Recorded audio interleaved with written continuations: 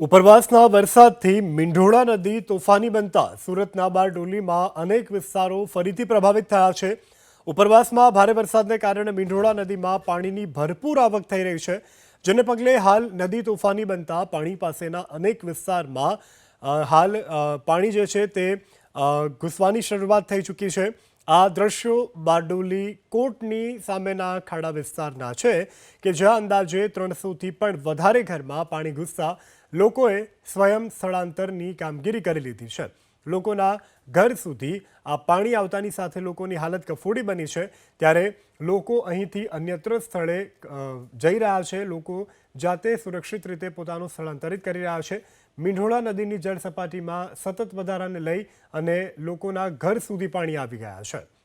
ઉપરવાસના વરસાદથી મીંઢોળા નદી તોફાની બનતા સુરતના બારડોલીમાં અનેક વિસ્તારો ફરીથી પ્રભાવિત થયા છે।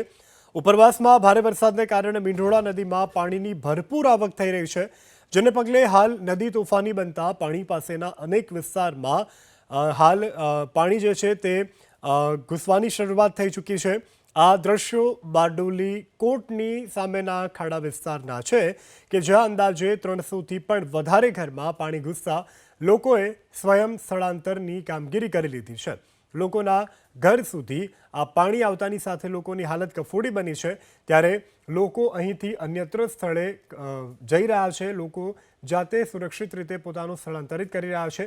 મીંઢોળા નદીની જળ સપાટીમાં સતત વધારાને લઈ અને લોકોના ઘર સુધી પાણી આવી ગયા છે।